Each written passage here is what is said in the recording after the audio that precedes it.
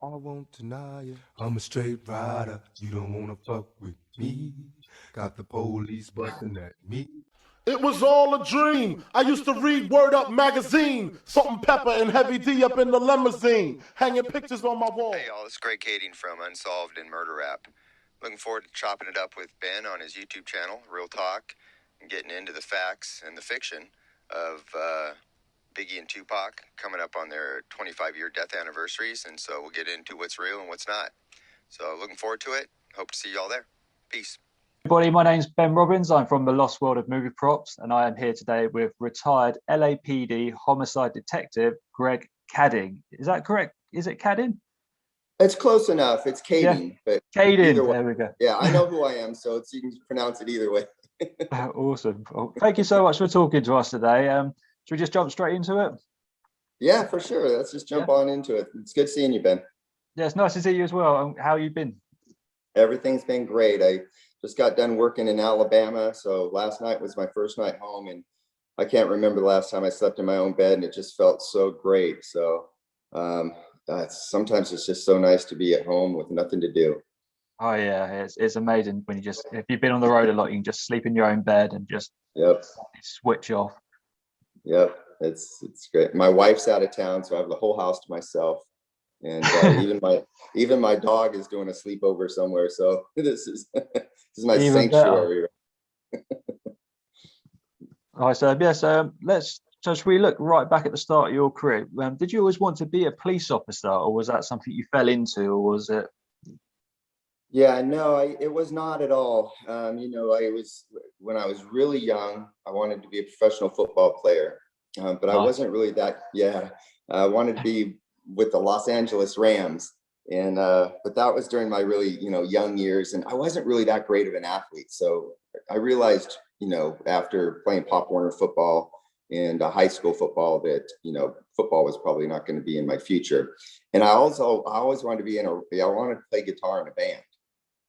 But I just didn't have the discipline to learn how to play the darn thing. I had guitars and songbooks and all this stuff, but it was, you have to spend a lot of time investing in that. And I just didn't have the discipline. So I would just have odd jobs throughout my teenage years. And I had a really, really close friend of mine whose dad was a cop. And I ended up living with their family. And the dad kind of mentored me along because I was getting into a little bit of trouble. And he was like, Greg, if you don't find something to do with your time that's productive and start working towards a career of some time, because you can apply for the police department. You haven't screwed up so bad right now that they disqualify you. So he kind of guided me towards that. And once I applied and got accepted and went through the academy, I was like, hey, this is fun. This is great. So that's how I got started, but it was never a lifelong dream. Yeah. So what sort of roles to begin with as a police officer? So I went through the academy, and then after getting out of the academy, I worked in the jails. I worked in a maximum security jail for a little over 2.5 years. And then I really wanted to go and work in Los Angeles. And so I applied for the Los Angeles Police Department and got accepted. I had to go through their academy. So now I'm going through a second round of training, and ultimately ended up being assigned to a patrol division called Newton Division. It's in South Central Los Angeles. It's a really busy, gang-infested, drug-infested, area to work. So I got immediately jumped into this environment that was very foreign to me. And I just loved it. I loved the challenge of it. I was fascinated with gangs. And so that was the beginning of my career. And, I had great training officers and really great officers around me that kind of helped me to become a good, hardworking cop. Yeah. So what kind of gangs did you have to deal with? Because obviously in the UK, gangs over here are so different to America. Yeah, so of course we've all heard of Crips and Bloods, but there was also a large degree of Hispanic gangs. Yeah. So this was back in the 80s. So you had the beginning of like the MS-13 and their transnational integration into the United States from El Salvador. And so we, Crips and Bloods and Hispanic gangs. There wasn't in the area I worked any white gangs or Asian gangs, because it just the community or the population where I worked was all predominantly Black and Hispanic. Mm. So what kind of crimes did you witness, obviously seeing the two gangs fight? Was it mainly the Crips and Bloods? Was it lots of shoot ups, or was it more drug dealing? What kind of crimes were you dealing with? It was all those things. I mean, they would have beefs over girls, they would have beefs over territory, they'd have beefs over back and forth rivalry shootings. I actually witnessed drive-by shootings. There was whatever, there would be infighting. Like a gang would have violence within itself. So you take a particular gang and there might be a competition between who's going to lead the gang, and that could lead to fractions and conflicts. Anything that could take place would happen within the gang world. So moving forward with your career, when did you start to move up away from obviously being directly on the streets and start moving up through the ranks?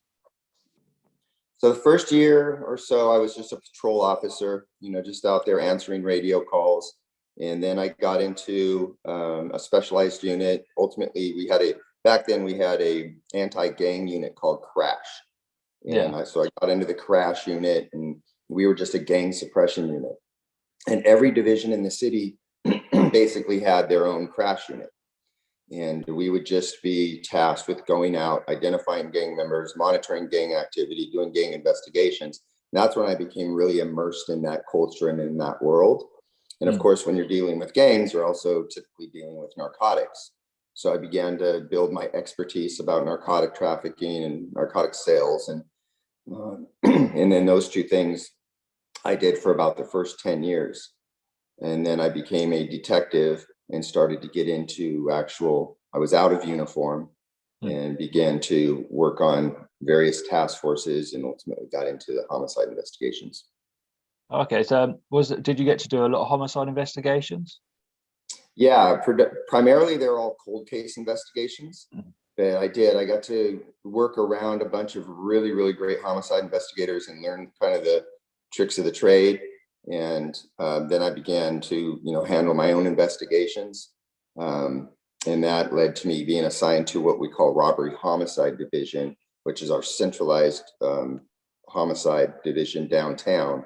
And we handle most of the high profile and more complicated murders that were going to require a lot of resources. Yeah. So what's a cold case really? So what's a cold case for us? A cold case is typically a case where most of the leads have all been exhausted. The cops have done everything that they practically can in order to try to solve it, but just haven't been able to solve it. So that's when the case loses its momentum, and you get to a point where you just don't really have much you can do with it. And so it becomes cold. And that's just the terminology we use. It's usually a cold case is a case that's not being actively investigated. Yeah. So is that what happened with the Biggie Smalls case? That was the first case that landed on your desk? Like, how were you assigned that, and what was your first impressions of that case?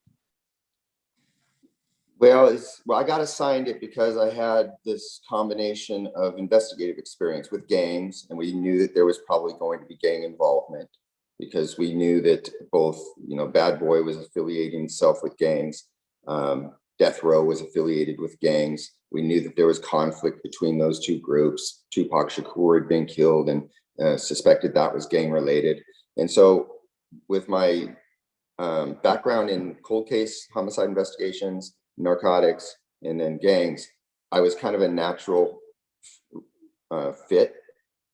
So when they were looking to recruit people to reinvestigate Biggie's cold case, I was one of the people selected. And then we built this whole team around that.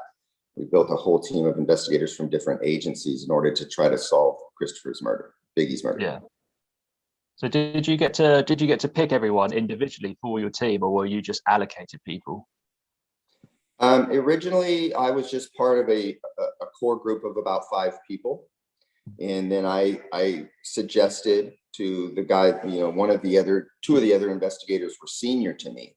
And I said, here's what I think we should do. I think that we should probably broaden the size of this team, but get subject matter experts in all these different areas. Let's get guys that worked Compton PD back at the time when Biggie and Tupac were murdered. So we recruited guys from Compton. I said, hey, let's get the federal agency involved so that we can use their resources and also have the credentials of a federal investigation. Let's get somebody who knows hip hop and Black street culture. So we took all these different elements, saying the best team we can assemble, who everyone has a different expertise and perspective. And I thought that would be our best chance of solving it is a shared approach with different people who have different ideas about things. Yeah. So can you tell us how Christopher was murdered that night? Yeah, it's really simple. It was a contract basically put out by Suge Knight. Suge Knight was in jail at the time because he was incarcerated after his involvement in a gang beatdown of a guy named Orlando Anderson in Las Vegas 6 months before Biggie was killed. Tupac had been shot. The night that Tupac was shot, just prior to that, Tupac and Suge Knight and other members of the Death Row entourage had gotten into a fight at the MGM casino with a guy named Orlando Anderson. Sorry about that. That's all right. It's fine. I'm just getting that. And so after this fight, Suge Knight was captured on videotape kicking and assaulting Orlando Anderson. And so his probation officer violated him for being involved in a crime while he's on probation. And so now Suge goes to jail. Now Suge is pissed. Obviously, he's hurt deeply because he's lost Tupac. He can't believe that he's been assaulted himself and that he's been attacked the way that they were after the beatdown. So he just takes it upon himself to retaliate, and he hires a guy from a gang that he's affiliated with, and asks him to do the killing. So that individual agreed to do it. So he lied in wait outside of the Peterson Auto Museum, knowing that Biggie was there, and just waited for the opportunity to drive by and shoot into the vehicle that Biggie was in, and he struck Biggie several times. And Biggie ultimately died on, pretty much right there at the scene, but they transported him to the hospital and he was dead on arrival. Yeah. So when you first started, when you first started looking at obviously Christopher's murder, when you started looking through it all, obviously you had loads of files to go through. Was there anyone that initially stood out to you? Well, there were loads of files. I mean, it took us weeks, if not months, to completely wrap our head around all of the previous investigative material. There was a lot of different ideas out there and speculation about who could have done it and why they would have done it. And we needed to entertain all of those possibilities. But really, there was just three main theories. One of the theories was that the Southside Crips had done it, those same individuals that had killed Tupac over some uncollected money that Bad Boy owed him. That was one theory. The other theory is that Suge Knight used gang members from his own gang, which ultimately turned out to be true. And then the third theory is that there was rogue LAPD cops that Suge Knight had contracted to do the killing. So those were the three main theories that had some degree of support for them. Yeah. There was a lot of really crazy, outlandish theories, so those we could kind of just quickly dismiss. But those were the three main working theories that we dove into. Yeah. So because obviously I've looked up stuff myself, and obviously some people said, was it the Islamic State group were involved with Christopher's murder? Is there any truth to that, or how did that theory come about? As an organization, I don't believe that the Nation of Islam had anything to do with it as an organization. There may have been somebody who's affiliated with the Nation of Islam who could have passively been involved. We don't think he was the shooter, but he could have been acting as a lookout. Yeah. We don't know. We have good information to connect some dots, but not enough to go out there and publicly say that we believe that we know this to be true, because it would be, without more evidence, it would be tantamount to falsely accusing somebody. Yeah. And we just don't want to do that. Other people have gone out there and made a bunch of false accusations against demonstrably innocent people, and it's just a very reckless and irresponsible thing to do. So there may be a little bit of a connection with a Nation of Islam member, but not acting on behalf of the Nation of Islam. He just happened to be, you understand what I'm saying? Yeah. Yeah. So there's that possibility, but the shooter has been identified as a gang member named Wardell Faust, and he was a close friend of Suge's. He was a very, very dangerous homicidal gang member that was suspected of other murders, and we have good evidence to believe that he was the actual shooter. Yeah. Did you ever get to meet him at all? No, he died of a unrelated gang action in 2002. He was riding his motorcycle up the street in Compton, and an assailant came by in a vehicle and shot him 10 times in the back and killed him on the streets. So he died basically the same way in which he killed Biggie, as just a drive-by shooting. Oh, blimey. So, yeah, so you never got an opportunity to interrogate him or talk to him or speak to him then? No, not that it would have mattered, because of course, you know, these guys that do these murders, it's not like they're going to sit down and confess to them.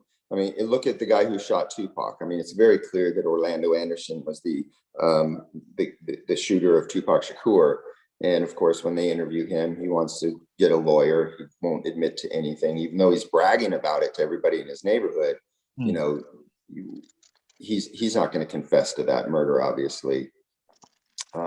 Nor would Poochie have. So we have to build independent outside evidence to try to prove those claims.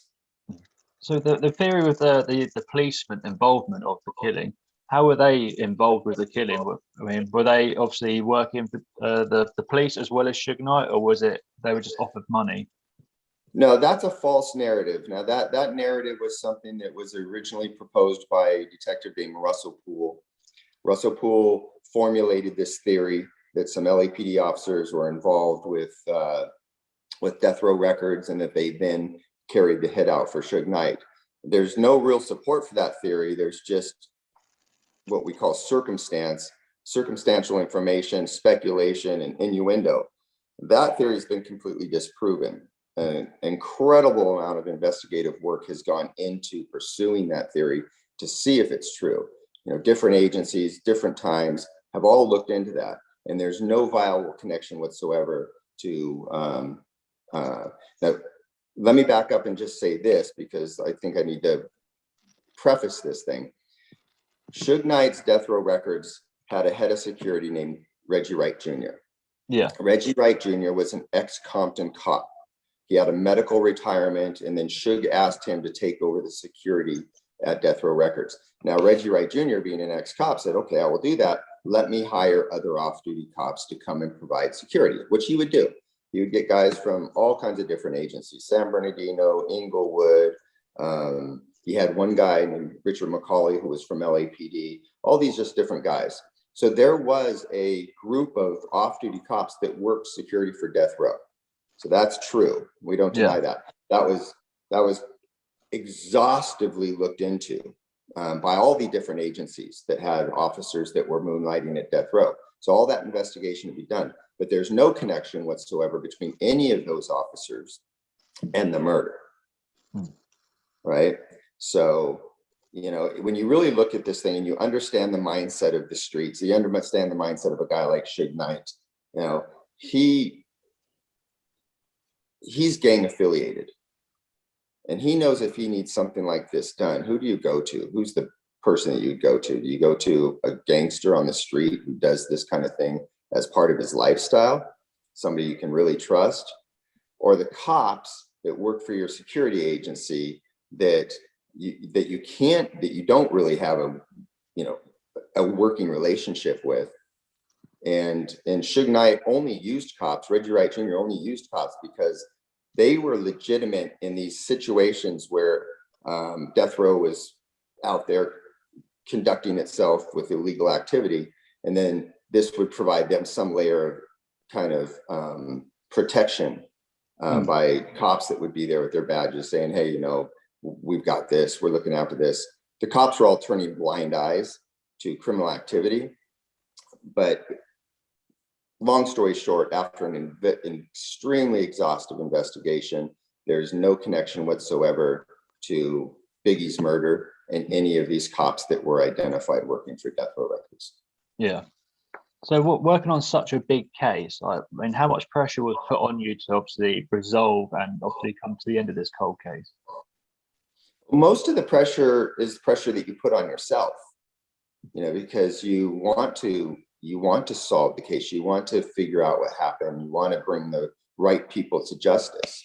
So much of the pressure is just self-imposed pressure because you're challenging yourself and you don't want to come up empty after all this time and effort that you've put into it. So, and that was the mindset of our entire task force. Like, we put the pressure on ourselves. Outside, we knew that there was other pressure, external pressure, just because the city was facing a huge lawsuit. And, we didn't, all we wanted to do was get to the truth. It wouldn't have mattered to us who the shooters were, as long as we get the right people. It doesn't matter to us if they're cops. It doesn't matter to us if they're crooks or gangsters, whatever. We just want to get the right people and then let the chips fall where they may. But there's these conspiracy theorists out there that continue to propagate this false narrative about the LAPD being involved in this massive cover-up, and that these cops that were identified through hearsay witnesses. It's all just a narrative that's being pursued by either ignorant people, uninformed people, let me just use that word instead of ignorant, uninformed people, or people that are actually driving that false narrative for the profitability of it, to keep this alive so they can sell books and DVDs and movies. It's intellectual dishonesty to a massive degree, because they're only going to cherry pick the information to support this narrative. The public doesn't know all the information, so therefore the public is in a position to be gullible and convinced this is true, because they don't know what questions to ask or what information actually refutes those claims. And so that's why we stay busy and active, continually, refuting and dismissing these claims that are being put out there that are misleading everybody, and continuing to victimize Miss Wallace, by the way. Because now her head is just it's just swimming in confusion. She doesn't know who to believe, who to trust. She's hearing all this different, information from different sources, and it's very, very reckless and irresponsible. And those people that are propagating this false narrative should somehow be held accountable, at least by the public. They should be tarred and feathered. Yeah, of course. I mean, did you ever get to sit down with Christopher's mum and tell her what your findings were for her son? Yeah, absolutely. Just prior to publishing my book, I went out and met with her, explained to her what our task force had the information that during our investigation that had been revealed, and all the information that we developed. So we went and talked to her. I went and talked to her, and I think she was like, man, frustrated, because she had just spent years and a whole bunch of money pursuing a false narrative, which ultimately had to be dismissed because there was no foundation to this claim. And, I said okay, like yeah. So it had to be really, really frustrating for her, as she was continually convinced that lies were true.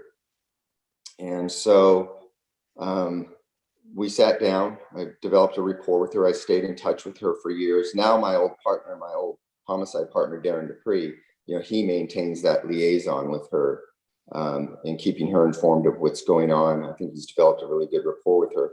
But quite honestly, I don't know if she knows what to believe. She's got so many people telling her different things. I just don't think she knows what to believe.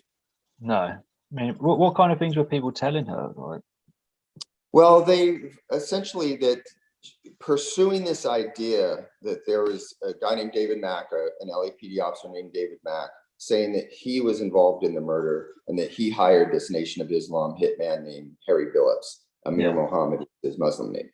That is the thing that spawned the lawsuit. But as the lawsuit continued to work its way through the courts, all of the witnesses just continually were refuted and impeached.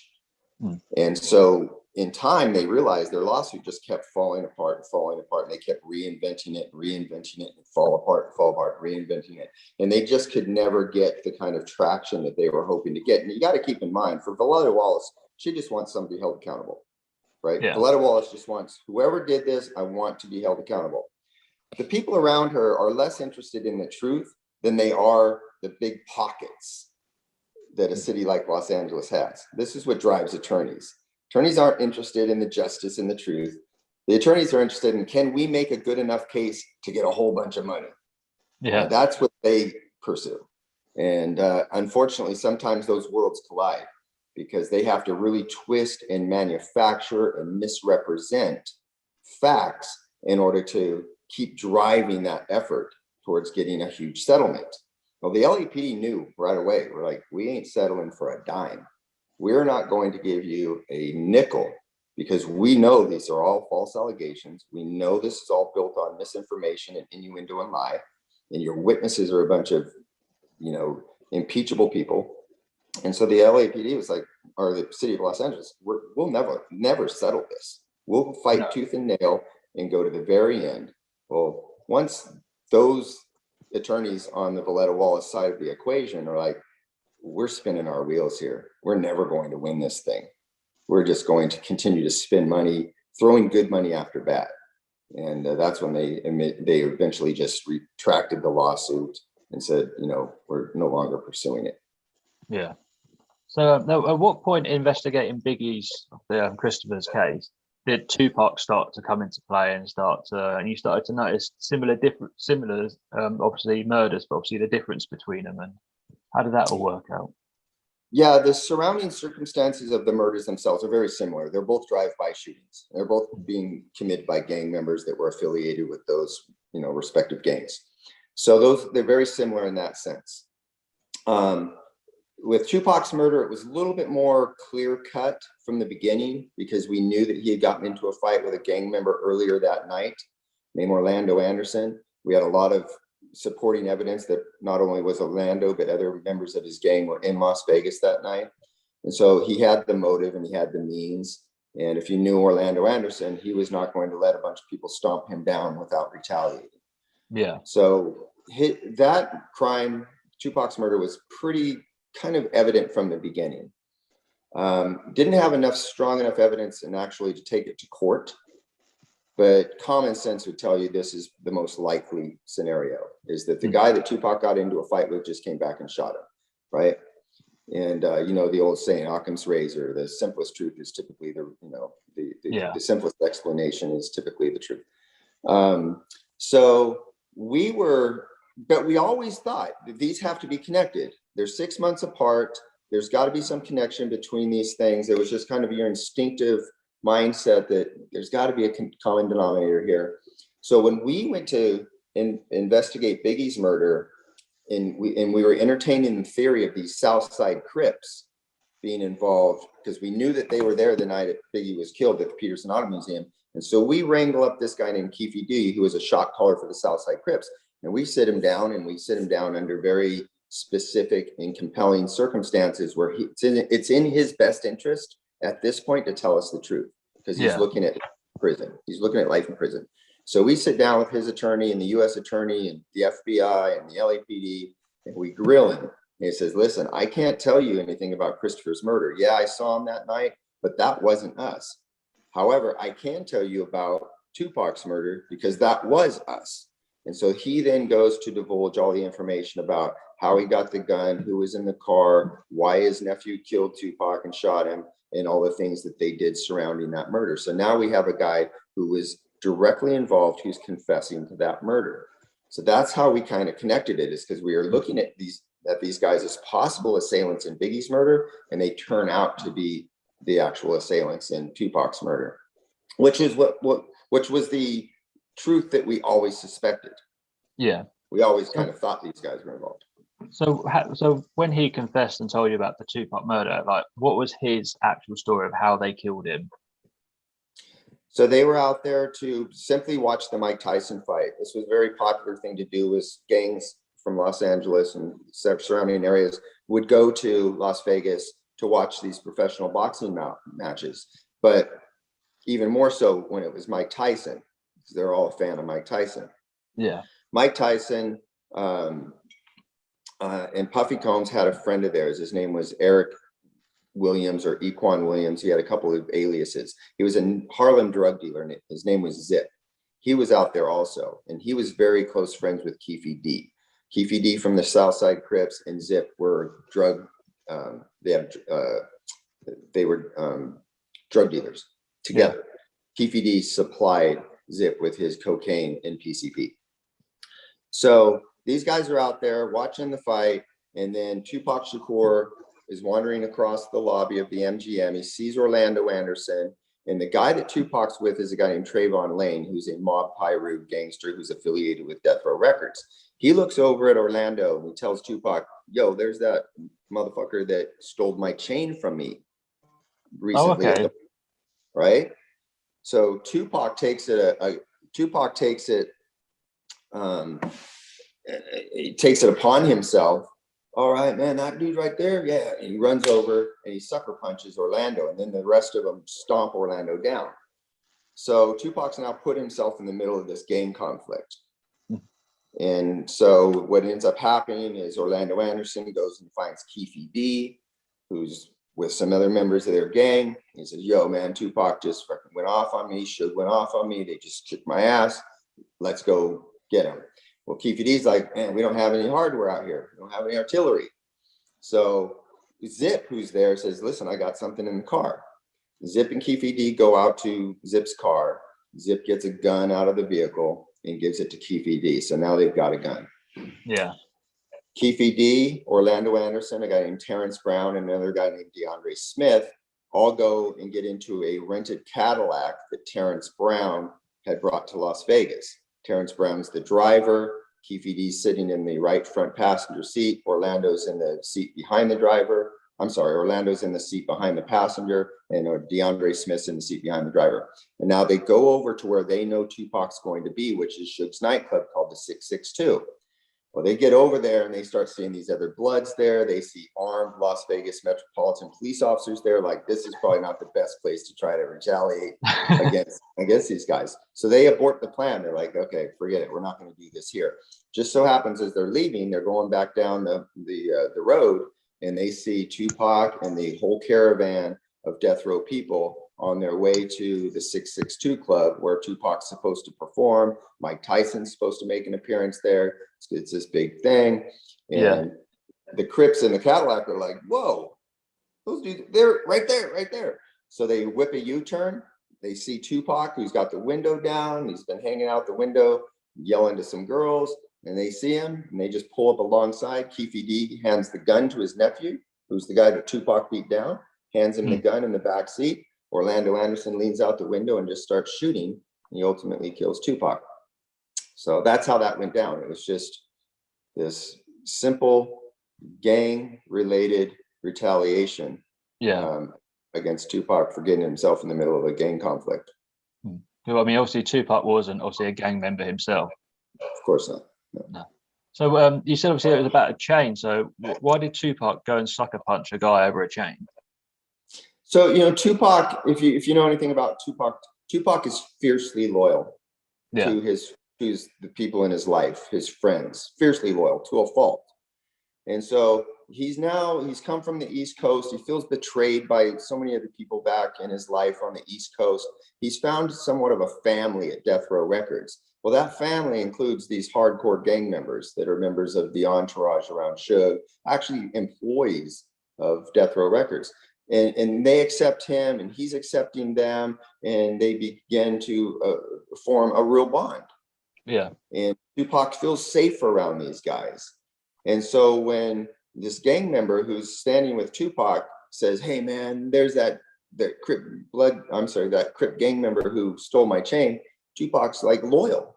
He's like, oh really? All right. And he goes over and he sucker punches the guy. So he puts himself in the middle of something that he had no business being in the middle of. But only because Tupac had a temper. He was very volatile and he was very, very loyal. And so that's what got him into that basically sealed his fate. So the same sort of question again. Obviously, Tupac talks about his mum a lot. So did you ever get to meet Tupac's mum or any of his family and tell him like your findings for his case?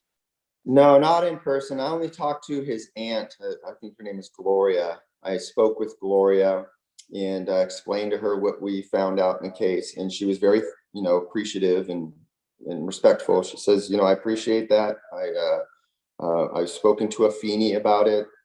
And basically, we really appreciate what you did and what you're doing.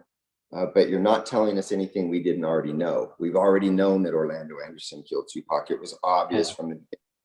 So they had already, come to that conclusion. So when our investigation led to the same conclusion, it was not anything, earth shattering for them. They were thankful, but they're like, okay, well, he's dead. So what really can be done about it anyways? Yeah. Well, did you basically kind of really confirmed what they sort of already knew, really? That it did, yeah, it confirmed what they already knew. And Afeni was a bit different than Valletta in the response to losing her son. Afeni was much more about remembering Tupac's legacy, remembering Tupac's the impression that he was going to leave upon the world, and his music and his poetry and his promise. She was much more focused on that than the death. Yeah. It was a little bit different with Valletta. Valletta is very, very interested in getting justice for her son's murder and getting people held responsible. Of course, she appreciates Biggie's legacy himself, but she is much more focused than Afeni was on the justice of it all. Yeah. So obviously, you've obviously got to see a lot of Biggie and Tupac. Did you ever really listen to their music and stuff? And what did you think of their music? I'm not a rap fan. I don't really. I grew up on rock and roll. Always appreciated rock and roll because that was the stuff I grew up listening to. A lot of the rap music, especially at that time, was a little bit antisocial insofar as a lot of the lyrics were just things that I didn't necessarily agree with or appreciate. So I wasn't a rap fan. Yeah. I did develop an appreciation for the music while investigating the murders and getting a better understanding of what was going on in the lyrics and what they were trying to say and what they were trying to do. So I built an appreciation for that. But I would still not consider myself a rap fan to this day. But I definitely appreciate the talent and not only the talent, but the legacy that these guys left behind. Were you surprised at all to see someone like Suge Knight and Puffy having such gang affiliation with gangs in America? Was that a surprise at all?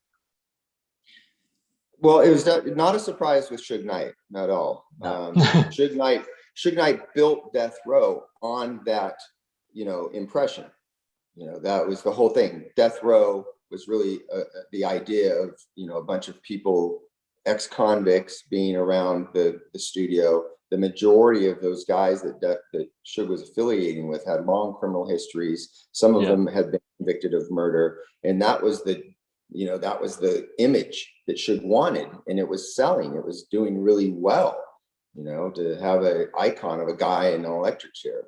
And surrounding yourself with gangs, especially because that genre of the music back then, it was on the backs of NWA. Yeah. And this whole kind of, I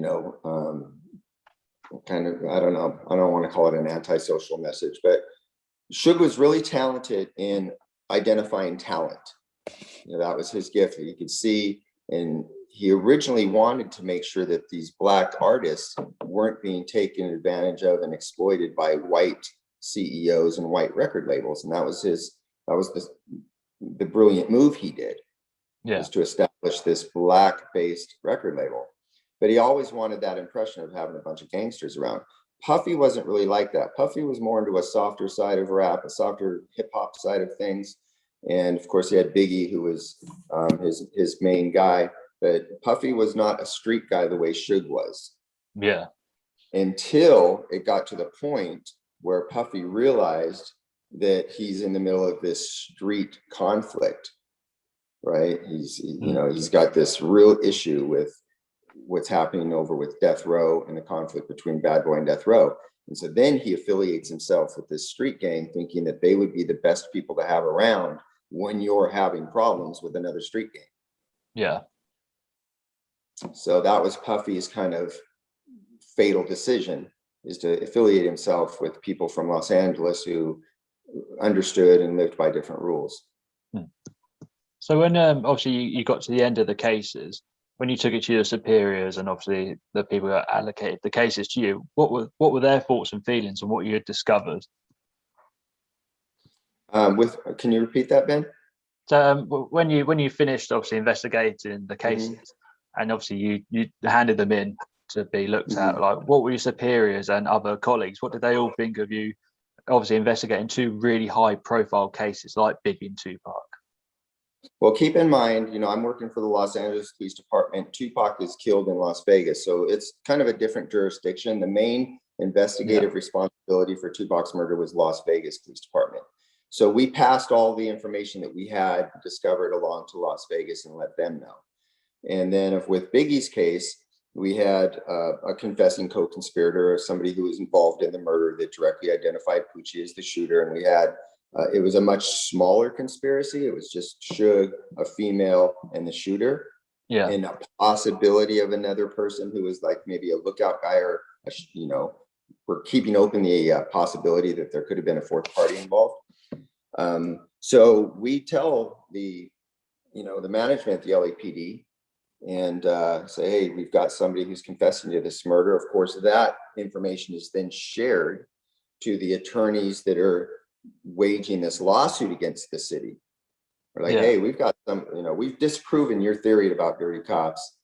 We've actually got a co-conspirator in the murder who's confessing to the role there, and it doesn't involve cops. And at that point in time, I think that the attorneys for Valletta Wallace said, hey, we're wasting our time and energy here. Let's just call it a day. And then, of course, now we're left with, what do we do with what we know? So we've got this female who's a baby mama to Suge Knight.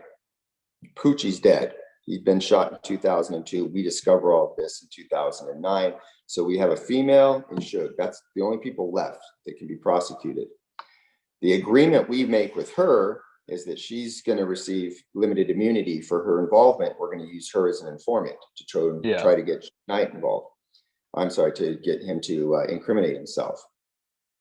But the district attorney, and I agree with this actually, if you were to try to go to court and use this female as the only witness against Suge Knight, you're going to have some real problems prosecuting this because A, she's one of his children's mothers.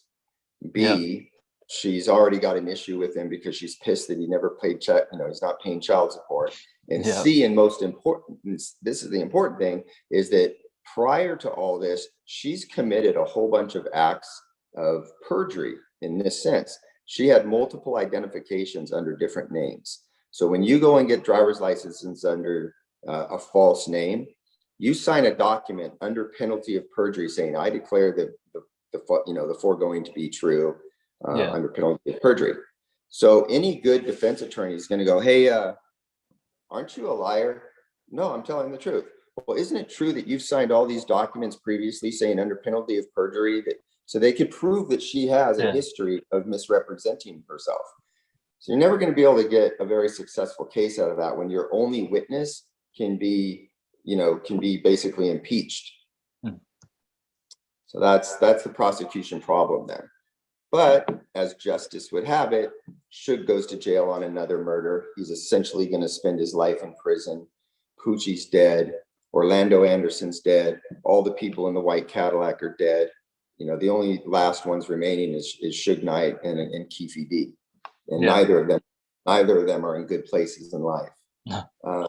So you can look at this whole thing as like a failure of the justice system, which to some degree it was, or you can look at it as, hey, divine justice took over and karma caught up with just about everybody involved. Yeah. So obviously after you've investigated and you've retired, was that when you decided to bring the book out? Because obviously you're the author of Murder Rap, which is a fantastic book. Thanks. Yeah. So I was in 2009, 10, I decided that I'd had my 25-year career. I was really at that point in time, I wasn't finding police work as exciting and exhilarating and challenging anymore. And I thought, I'm still young.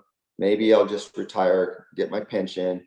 And I felt this responsibility to share what we knew with all of the fans of Biggie and Tupac and their families, obviously. So if I don't say something, who knows how long it'll be before this information is ever revealed. Yeah. Public deserves to know. So I felt that responsibility to go out and share what we figured, share what we discovered. And so I wrote a book. The book turned into a documentary, and then the documentary led to a Netflix series. So it kind of just snowballed, and which is great because we got all the information out on different platforms now for the world to know, and then they can decide for themselves what they want to believe. So did you expect the book to blow up as big as it did? Like, how was it received to like the fans and the family members of who were involved? Yeah, it was really, really well received. I mean, I sold, I still get checks. I'm really surprised. It just continues to have enduring legs. So it was really well received because it makes sense. It's relatively simple and it makes sense. And I think people have been yearning for something to make sense. And so I'm glad that we were able to do that, to provide some facts and some details and the evidence that really gives a clear picture of what happened. So I think that's one of the reasons why I think it was really successful in different platforms, whether it was documentary space, book space, or the series space. Yeah. So I'm really proud of it all. I'm happy that I'd made that decision. And to this day, we continue to pursue at least educating the public as to what we know and what we also know is untrue, which we are constantly fighting against those false narratives that are out there. So what was it like when someone approached you and said, we love your book and we're going to turn it into a documentary? What was it like getting to film the documentary? The documentary was really cool because it was not a huge budget documentary, but the guy who did it, Mike Dorsey, the filmmaker, did a great job on a very limited budget. And it was great to learn how lighting and all this stuff that takes place during a production. I had no experience with that. So it was great to be able to see how this stuff works, how editing works, and how you patch together, a visual narrative. So I loved that. And then of course the series was like that on steroids because now you've got a big budget production with professional actors and really accomplished directors. And now it just took that little documentary experience and blew it up into like, wow, major production. This is really, really interesting to watch and to learn about. Yeah. So with the documentary, is it really close to the book how you wanted it to? Do you get a lot of input with the documentary, or is it you turned up and you filmed your little talk bits and then obviously you went away? No, I worked hand in hand with Mike. We worked, shoulder to shoulder the whole time because I wanted to make sure it was historically accurate and that the investigative material that he needed was available. And so we worked hand in hand on almost all of it. He was obviously steering the boat and I was just co-piloting, but it's very, very accurate. In fact, I think that the documentary is better than the book because when you can see and hear instead of just read, you are able to kind of appreciate the information, from different types of perspectives. Yeah, I mean, because I'm dyslexic, so reading to me is quite challenging. So when I watch the documentary, to see the visual side of it, like, because obviously you show like the shooting parts and you can put faces to the names. I think the documentary side of it was fantastic. Yeah, thank you. I think so too. I think Mike did a great job. So then, how was it then getting it turned into a TV show? I mean, that's an even bigger step from a documentary. The fact that someone looks at what you're basically your product of a book and a documentary and decide to make it into a series. So how did that come about? So a television writer had approached me and said that he'd always been fascinated with the story and that he'd read the book and seen the documentary. And he says, Greg, I would love to see if we could get this into the scripted space. And I said, well, I'm happy to do that. Just do me one favor. Let's try to keep this as historically accurate as it can, because once you get into that scripted space, there's a whole lot of creative license taken. and you can kind of lose authenticity. Yeah. If you watch City of Lies, which is this movie out right now talking about the Russell Poole theory of what happened to Biggie, that is 90% fictional. Like, Oh, okay. people don't know. Yeah, people don't know better because they don't know the truth behind most of what's being presented. But it's about 90% fictional. And you have to ask yourself at some point in time, well, if there's so much fictional information in this movie, is it really based on a true story, or is it just a fictionalized version of somebody's understanding of a particular event?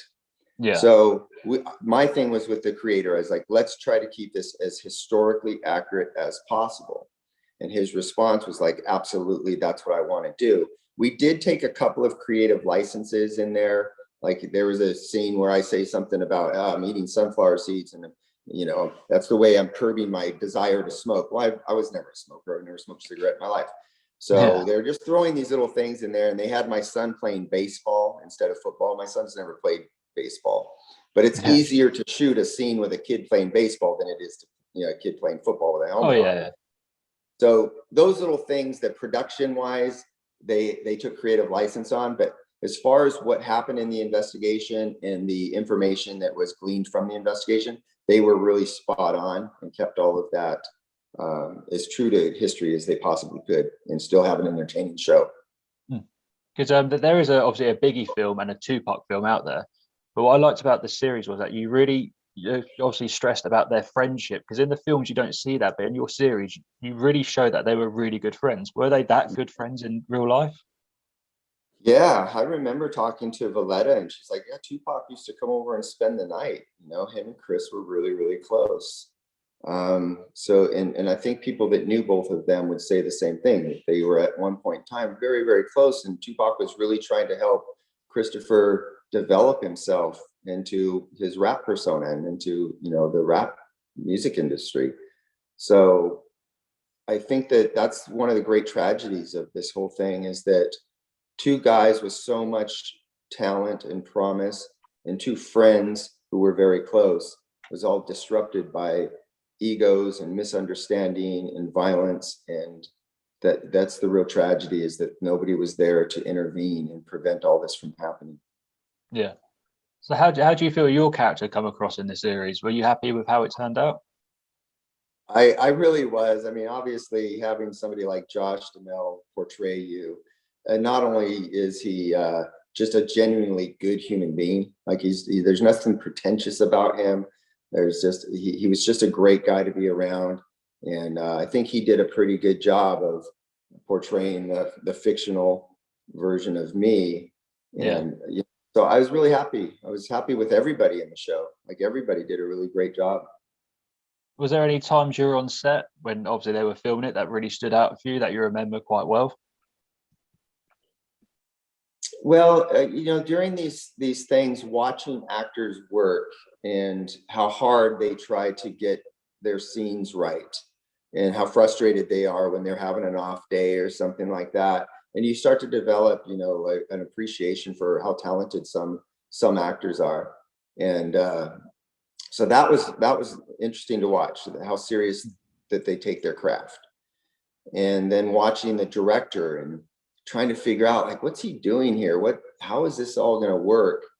And then you see that he has this great vision, and you start to really appreciate how big of a responsibility a director has.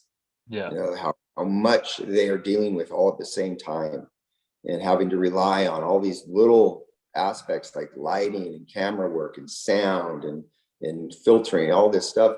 Like, it's a huge undertaking. I really learned to appreciate how much effort goes into putting a quality production together. Yeah. So did you get to see any of the action scenes or any of the club scenes being shot? Were you there for all of it? Yeah, I was there for all of it. I tried to attend every day if I could. So I was there the night we shot at the Peterson Auto Museum, and I was there, during most of the filming. I think I was probably there for 75 to 80% of the filming. Yeah. Mm-hmm. So obviously because now I wanted to be there in case. I mean, that was my whole deal, was that I had to make myself available so that they had a resource available to like, Greg, is what happened here? Is this right? Is this incorrect? What do you think? So it was great to avail myself so that they could get the answers to the questions that they had. Yeah. Was there any moments where you just sort of like you had to really recorrect them in the right direction, or you just thought, I'm just going to let them run with this idea? No, there were often times where we would sit down and have discussions about, how this would actually happen within the walls of the LAPD. What would this really look like? And so, like, they recreated the set of the robbery homicide division almost to the T. I mean, we had photographs of the actual robbery homicide division, and they recreated it almost perfectly. And then, little dynamics of how cops interact and how much, sarcasm we employ in our daily lives with one another. They really tried to capture that. And that was just based on them being able to talk to myself and another technical consultant from the LAPD, because we wanted to create the environment that these guys that I worked in and that Russell Poole worked in as accurately as possible. So it was really, really cool. So what was it like when you woke up one morning to discover it was Netflix's #1 show for 4 weeks in the UK it was? Well, so keep in mind, like, first the USA network had it for a year. So it was on USA, and then Netflix had bought the rights, and Netflix also invested a lot of money into the production with the understanding that after this grace period of USA channel having it, they would then be able to put it on their platform. So it was great because it brought in all this extra revenue, and we knew it was going to get more exposure. That was great. But then when it came on to Netflix and I saw that it was trending and doing really well, I mean, how can you not just be proud and happy that all that work that went into it is paying off? Yeah, I mean, as soon as I saw it come up, it was being advertised on Netflix. It was straight on my reminder. Then as soon as it was on, I was on it. Yeah. So it was great. I still take, I still will text with different people that I met on the set and built some lifelong relationships as a result of all that. So that's also the added benefit of it, is you form new friends, and then you carry them into you carry them along with you. So moving away from Tupac and Biggie and everything a bit, is there any other high profile cases that you've done? Before I got involved in the Biggie and Tupac case, I was on this other massive federal investigation of a guy in Los Angeles who was being looked at for racketeering, which is we call it RICO. It's a governmental approach to a very comprehensive investigation. Racketeering, influence, corrupt organization. That's what RICO stands for. And I was this massive case. We went to federal court. There was all kinds of different issues, and it was a real challenge of a case. And that was one of the most gratifying and disappointing cases of my career. We put as much time and effort into that as we did into Tupac and Biggie's murders. A 3-year investigation that it's a bittersweet story, really. Yeah. But those were the 2 big cases I worked during my professional career. But throughout my police career, there was always these different little things. I remember pulling over Tori Spelling one day, and that was a very interesting car stop. And I had encounters with the Night Stalker when I was working at the jail, and really? had my own. Yeah. So throughout because you're 25 years, you're going to have all these kind of different highlights of your career. Every cop should have some. Yeah. Especially if you work in an environment like Los Angeles, you're going to have some really, really great stories. But as far as cases go, the Tupac and Biggie, and then the George Torres case were the ones that I put in all my blood, sweat, and tears into. So what was the Night Stalker? His name was Risk. There's actually a Netflix series. It's very, very, very well done, called The Night Stalker. And it's about this guy named Richard Ramirez, who was terrorizing Southern California. He was a home invasion murderer. And for years back in the 80s, he was going around and sneaking into people's houses and killing them. And it took a long time to identify him, and it took a long time to catch him. So he was actually incarcerated at the jail I was working at in Orange County, and he was in one of our cell blocks. Yeah. And I think has he already been put to death? Rich Ramirez, he may have already been executed. I think he has been put to death. Okay. So really, really good series on Netflix right now that details the investigative work, the really great investigative work that went into his capture and identification. He actually got caught by citizens who had seen flyers of this guy wanted bulletins. And they, he was in East Los Angeles, and people recognized him on the street. They chased him down and beat the hell out of him. And the cops basically saved him from being beaten to death by citizens who captured him. Way. It's a really interesting story. Yeah. Man, that's crazy. Like, so obviously now you're retired in that. I mean, are you still investigating, or are you taking it easy? No, I'm one of those guys that's just wired to do things. And so after I retired, I opened up my own private investigations company, and I stay really busy with that. It's been a very blessed endeavor, but I'm also always involved in different types of production efforts. I'm working on a couple different documentaries right now. I'm working on a podcast. I do a lot of these interviews, and then I wrote a script for a fictional series called The Interpreter. I got into, so I'm just taking a shotgun approach to life. Yeah, because that's when I feel most alive, when I have a lot going on, and some of them work out and some of them don't, but it's all part of just the journey. Yeah. So where's your podcast going to be? Is it going to be a YouTube one, or are you going to be on a streaming site? So I was going to do this podcast. I am doing this podcast, but it's a little bit delayed because there's some production companies that are interested in doing a documentary at the same time as the podcast. So we're just kind of ironing out all those issues and figuring out how to collaborate.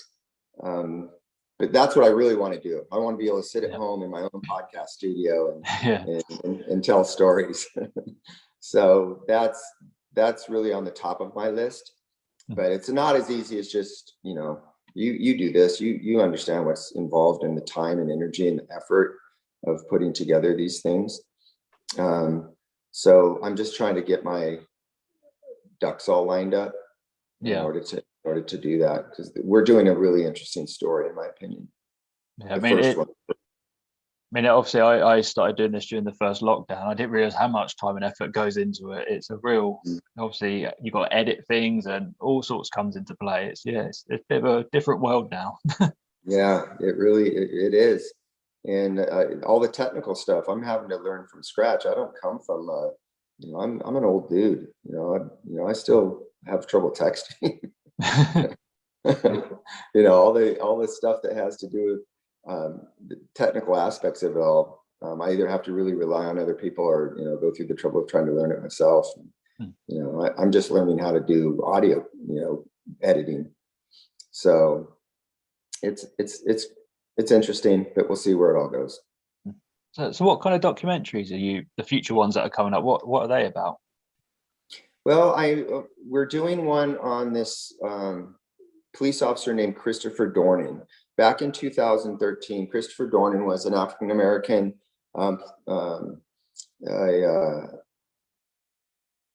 want to say he was a police officer at the time. In 2013, when he went on a shooting spree, he had been separated from the LAPD for years.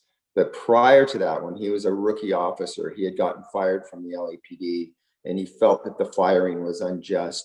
He felt that it was racially motivated. He tried every avenue to try to get his job back, and the courts just kept saying, no, it was a justified termination. They had good reason, good cause to fire you. He didn't think so.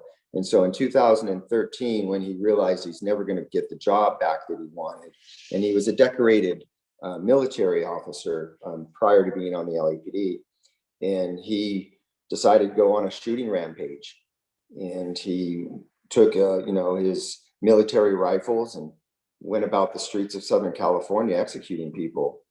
And he wrote this long manifesto and had it published about all the ills of society and all the ills of the LAPD and all the people that he felt betrayed him or let him down, and then targeted those people. And so there was this 10-day manhunt for him in Southern California where he's going around executing cops and citizens.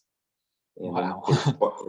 they finally track him down to the mountains out here in Southern California in San Bernardino County. And he takes refuge in an abandoned cabin, and he shoots a police officer in the head there. And then the SWAT teams come in. He's basically, again, taking refuge in a cabin. The cabin lights on fire. He goes down into the basement of the cabin to try to get underneath the heat and smoke and the fire. And once he knows that all hope is lost, he puts his gun to his head and kills himself. Yeah. But it's a really fascinating story about his perception of racial injustice and being discriminated against versus the other side of the story, which I think illustrates how mental health, narcissism, other things play into this equation, this deadly equation, where a whole bunch of innocent people were killed by a guy who just didn't think the system was fair. Yeah.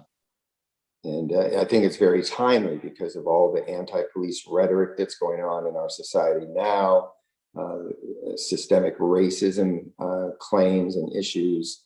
So I think it's a really interesting story because you can look at it from different angles and see whether or not we've really come very far. Yeah. Yeah, it's quite a big story, isn't it, to cover? Yeah, it's a really, really interesting story. And so we're hoping to tell it in different formats, but also to tell it comprehensively. Unlike just a one-off podcast, this would be a minimum of a 10-episode type of series. So with your podcast, what kind of guests will you be getting on it? Well, we'd be talking, we would have, I didn't work the case, so I'm not a subject matter expert on the case, and I don't want to pretend to be, but I've collaborated with the homicide investigator that oversaw the case, and he has all of the personal experience and insight and material that we would build the podcast and the documentary on. So I aligned myself with somebody who can tell us from firsthand perspective what happened, how it happened, why it happened, and that type of thing. And then we would have, different witnesses, other police officers, potentially victim family members, everybody telling the story about how this event impacted their life, and honoring the memories of those that were slain. Yeah. I mean, I suppose you could do this with a lot of people then. There's loads of people you could get on this podcast. It'd be crazy. Right. Yeah. Yeah, I'm really excited about it. And that's, like I said, that's on the top of my list of what to do in the days ahead. Yeah. Would you get Christopher's mum on there at all? If Christopher Wallace's? Yeah. His mom? Well, obviously she's not in any way connected to this podcast with Christopher Dorner. Oh, okay. Right. Different event, different things. So I don't know that she would be relevant for that, but boy, I would entertain having Valletta Wallace in my home or on my podcast anytime. I really respect and appreciate the woman and feel for her because I don't know that she will ever be satisfied with the events, not the events surrounding her son's murder, but I don't think that she's ever going to get the peace and solace that will come with knowing definitively what happened to her son. So I think that's sad. I mean, obviously you said you've just got back home, so obviously your investigating job, do you get to travel a lot with this? Oh yeah, like I said, I'm gone more than I'm home. So I'm always, whether it's my private investigations, responsibilities, or flying to New York to do a podcast, or going to Florida to I'm just all over the place, it seems like, and I like it, but I'm also, as I get older, it's like you need a full night's sleep. I can't run the way I used to run, and I've got to kind of start doing better time management for my own life, because I don't know how healthy it is to be on the go all the time. And like when you're on the go, you're not eating and eating as healthy as you should. And I have a tendency, I love to go to pubs. I love to share beers with people, and so that becomes a bit of a preoccupation. It's not very healthy. So, but it's fun. Try to get everything out of life that I can. Yeah. Well, if you're over in the UK at all, let me know and I can have a beer with you. I'm always up for a beer. Where are you at? I'm near Gatwick Airport, so I'm just outside of London. Okay. I'm probably like an hour's drive into London. So yeah, I can travel anywhere in the UK. Really, doesn't bother me. Well, I absolutely plan on being back over there. Hopefully hopefully this whole COVID thing is on its tail end, and we can start opening up, tourism again and travel again. Because I definitely would come back over there and love to have a beer with you and meet you in person. Yeah, it'd be awesome. Like, it'd be cool to meet you in person. It's crazy how you can talk to someone over the phone like this, and then years to come or whenever you can actually meet them in person. Like, it still fascinates me we can video time people. I know the world's definitely gotten smaller, how we're able to meet and communicate through these avenues. With otherwise, without this, where would we be? Just phone calls. Phone calls are kind of annoying to me. That'd be me phoning you, just trying to hold a microphone on one end of the phone, right? Record it properly. Right, and you miss so much, and that's one of the things in communication. Those little, being able to watch somebody's facial expression, and you don't misinterpret things as much as you would just by hearing a voice, or you get to see all the little things that help you to better understand what's being said.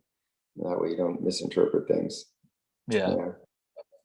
So obviously, Greg, we've taken up an hour of your time today, and obviously I appreciate you so much being on our show. It's been wonderful talking to you. I just want to say a big thank you for being on our show today. Hey, it's been my pleasure, Ben. I appreciate you, man. Thanks for working with me on the time differences. And sorry about getting hold of you so early. It's all good. Can I plug something real quick? Yeah. Plug whatever you want. Go for it. Yeah. So just real quick, for those of people that really, if you have your audience, if they are interested in the story of Biggie and Tupac, there's a guy, this Mike Dorsey guy who made the documentary. He's doing this whole entire series called The Deep Dive on YouTube. And so if you have questions or confusion about a lot of the different issues that have surrounded Christopher's investigation and murder, Mike Dorsey is doing this incredible series on YouTube where he's doing very interesting exposures of a lot of the misunderstandings in the case. So for those of your fans and listeners that are interested in that, check out Deep Dive on YouTube by Mike Dorsey. You're going to learn a whole bunch of stuff that you wouldn't have known otherwise. Well, that's awesome. I'll make sure I put a link to that and on the screen as well, so we can get people onto that for you. And yeah, and everyone, make sure you go out and buy the book as well, Murder Rap.